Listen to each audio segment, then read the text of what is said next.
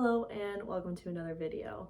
I am so excited to be filming this video. I got this idea from Sarah from the Book Bag, so I'll have her video linked below, like the one that inspired this video. So basically what I'm gonna do is I'm making recipes from a book. So I recently read the book You'll Be Dead by Lorraine Bartlett and Gail Leeson. This is a cozy mystery. It's book 5 in the Victoria Square mystery series. And this had a couple different recipes in it. So usually with cozy mysteries, in the back, they'll have a couple recipes in here that you can make, like ones that they mention. So I thought it'd be fun to do one from the back, but then I also thought it would be fun to do one that they kind of mentioned throughout the book. So I'm going to be cooking 2 recipes. The main character's boyfriend runs a pizza shop. His name is Andy. And he came up with this kind of like holiday themed calzone kind of thing. It's on page 110 and I'll just read to you what he talks about it. And this is all the information I have. This is all I'm going on. It's a Yule log. I used food coloring to dye some pizza dough green. We have red too. For this limited time only holiday treat. After turning the dough a festive color, I roll it out, fill it with sauce, pepperoni, sausage, mushrooms, and peppers. Then I roll it up, bake it, and cut it into 6-inch Yule logs. So I thought it would be fun to make that. He doesn't say if he uses cheese or not, but I mean, it's a pizza roll, so I'm gonna include cheese. Also, he doesn't say what he does to his peppers and mushrooms, but I just sauteed them up very quickly. Obviously, I have no idea how long to cook this for, at what temperature, so I'm just going to use previous knowledge. So for the second recipe I'm making, it's Dawn's Ultra Easy Peanut Butter Fudge. So the main character, Katie, ends up getting hurt. And one of her friends, Dawn, brings over some homemade peanut butter fudge for her as a kind of like get better soon kind of situation. I actually already made this because it takes 4 hours to chill. I'll just tell you how to make it like very, very quickly. So it's basically 1 cup of peanut butter, 2 sticks of butter, melt it, add some vanilla, add a teeny bit of salt, and then 4 cups of confectioner sugar, mix it all up. Put it in your little square pan, pop it in the fridge and freeze it for like 4 hours. I did that at about 1:30 and it just turned 3 o'clock. So I'm gonna be making these little Yule log pizza calzone kind of things and telling you about this book. I'm cheating, I'm using these Pillsbury pizza crust thing. Okay, so I'm gonna make 2 of these. I just separated the dough and I'm gonna make 1 red and 1 green. I also think if they're smaller, they will cook better because I'm a little bit worried about the inside of the roll not being cooked. This book is the 5th book in a series, but cozy mysteries, you don't usually need to read them in order. That's a lot. That's a whole lot. Oh goodness, it's a lot. So going into this, I didn't really like cozy mysteries, and I thought that part of the problem with me not liking cozy mysteries is because usually I listen to them on audio. Actually, always I've listened to them on audio. I've never actually read a cozy mystery without it being an audio, and the problem with that is they're very like okay, I can't say all of them because I haven't read all of them, but I've read about like, I don't know, like 10 in the past year or so, and the narrators are usually very like whimsical and over the top, and it's just a lot to handle. I went into this wanting to like it. So that's the expectation I went into this book, was I want to like it. So that could have changed my opinion about it. It's possible that I read it, you know, a certain way. I don't know. So this is way harder than I thought it was gonna be. I thought you just put some food coloring in pizza dough and, you know, do the thing. Actually, I think it's gonna take a while, so I'm going to color the dough and then I'll be back and talk about the book.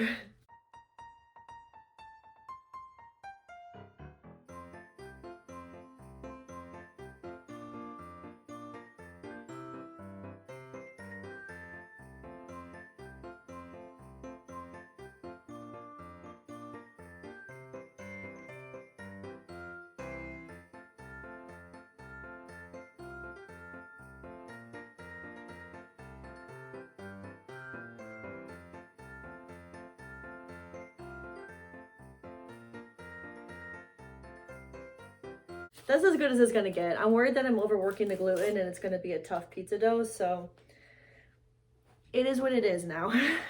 So this book is about Katie, and she works at this, I don't really know what it is, but it's like this small shop where there's a bunch of like vendors and they're all like artists and stuff. And so across the way there is this like little tea shop, and it's owned by this woman and her daughter, Vaughn. And Vaughn is found dead in her car. And they don't know what happened because it looks like an accident. It looks like she was driving drunk and she got into a car accident and she died. And then all these clues happen. We find out that she was pregnant when she died. And we also find out that she didn't actually die in the car accident. She died by getting hit in the head, and then it was staged in the car to make it look like an accident. This is really distracting to try and like make this pizza, but also like talk about the book at the same time. Also, I don't think I'm gonna give any spoilers, because for a cozy mystery, if you talk about who the killer is, it gives the whole thing away. So like, what's the point of even like reading it afterwards if you know who the killer is? There's not too many suspects about who the killer is in the beginning. They kind of think that maybe it was whoever got her pregnant, or maybe it was somebody's girlfriend, because in the end, like before she died, she started kind of just like being overly flirtatious with a bunch of men and trying to get money. We find out later that she was trying to get money for an abortion, but like they don't really talk about the murder too much, which was kind of weird because it's a mystery book. But like from the start, a lot of the things that happen in the book have absolutely nothing to do with the murder. So Katie's former mother-in-law, because her husband died a couple years ago and she actually has a new boyfriend. Her late husband's mother comes to visit her, and the owner of the tea shop wants her to buy the tea shop because she doesn't really want to run it anymore, especially not since her daughter has died. And there's also like problems with other tenants in the building that they work at, and there's a thief happening in the little artisans area with like all the vendors and everything. And there's just so much stuff happening that the murder kind of almost like is a secondary plot instead of the main plot. And they do like red herring after red herring, and it gets tiring because when they actually tell you who the murderer is, you almost like don't believe it, because there weren't really any clues for who the murderer actually was. It just, I don't know, I wasn't happy with who they said the murderer was. I don't think it made a lot of sense. I think a couple of other people made more sense. Like the reasoning they gave, like, okay, the reasoning they gave makes sense, but like, I almost gave it away. The reasonings don't point out to why they killed her. I'll just cut out before this so you won't even know. I kind of wanted it to be somebody else, if I'm gonna be honest. I'm sorry if none of this is making any sense. Like, I'm trying to talk about this, but I'm getting really distracted. But I am trying my best. I don't think this is gonna roll. I'm gonna try. Ooh, yeah, no, it's breaking.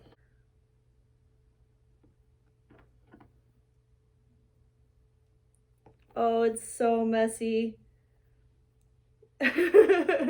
Okay, it looks like some kind of weird omelet kind of thing, but I'm doing my best.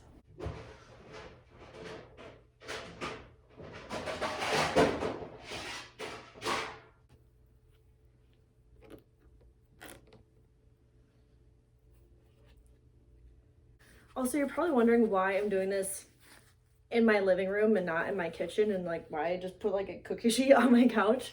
And it's because my kitchen has absolutely no natural lighting, so it would just be horrible for anybody to even try and watch that happening. So I just brought everything in here. I don't want to give any spoilers. It's kind of hard to tell you what the story is actually about. It's really just about trying to find out whose Vaughn murderer was, on top of all kind of nonsense that Katie is getting into.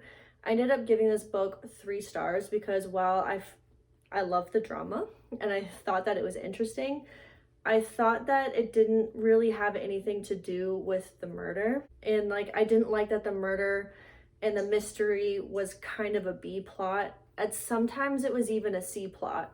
There was just so much else going on in the story that it got pushed to the back. It wasn't really a murder mystery. It was a drama. It was a day in the life of what happens to Katie. And at parts I was really invested on what was happening to Katie. And then other parts I just didn't care. I don't even know if this person was meant to be a red herring, but I had kind of a suspicion on who I thought it was. I'll just tell you who I thought it was because I don't think it was even meant to be a red herring. Katie is dating Andy, who is the pizza guy who created the Yule logs. His like second in command at the pizza place is this lady, Erica. They work long hours together. They work late nights together. They come up with new recipes together because they also make cinnamon rolls, but I wasn't about to do that. That's way involved.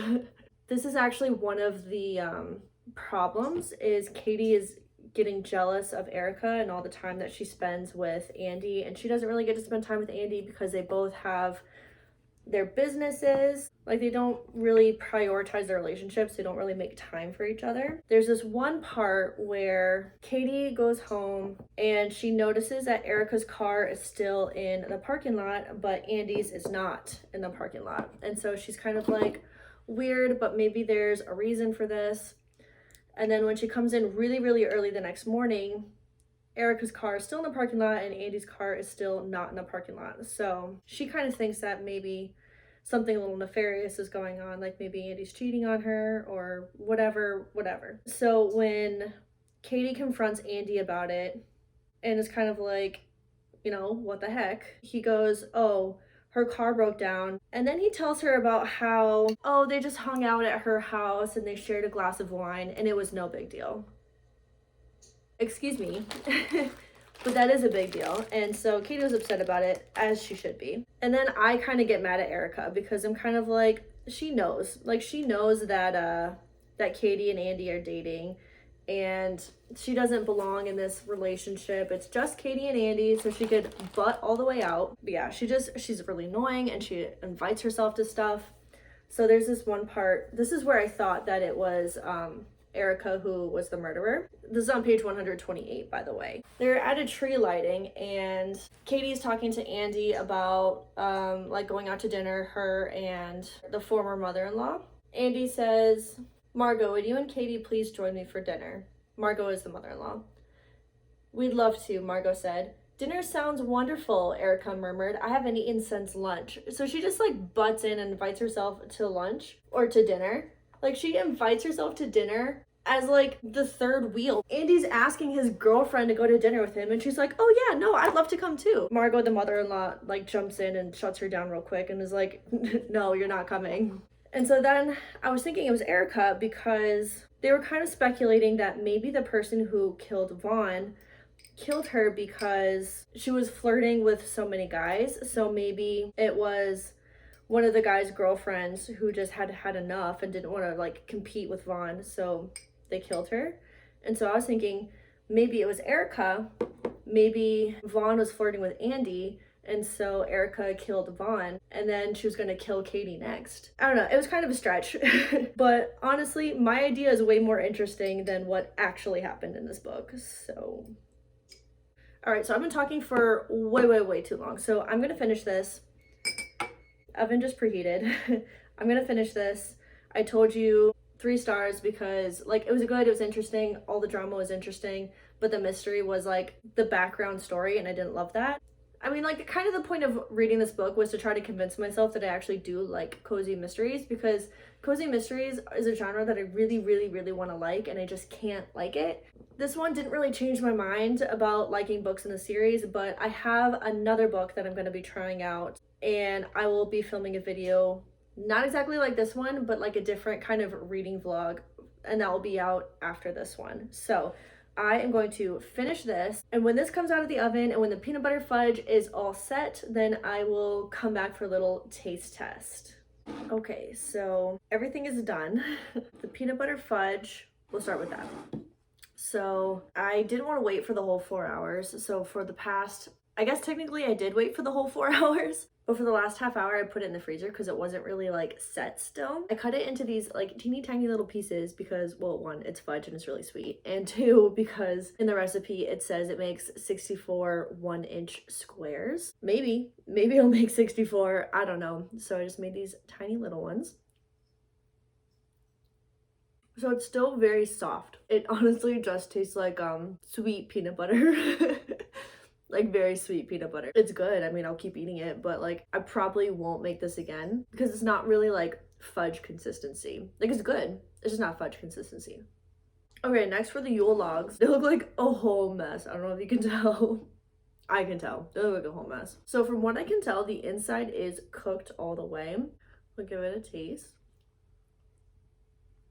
I mean, it's good. It's a calzone. It's pizza. Not the best thing I've ever tasted. Not the worst thing I've ever tasted. I probably wouldn't make it again because that was a whole ordeal trying to color the dough. And I definitely made some tough dough like I thought I was going to. All in all though, it was fun. Like it was fun to make the recipes from the book and it was fun to talk about it while making it. But yeah, that's gonna be it for today's video. I hope you enjoyed it as much as I did. Thank you so much for watching and I will see you next time. Bye!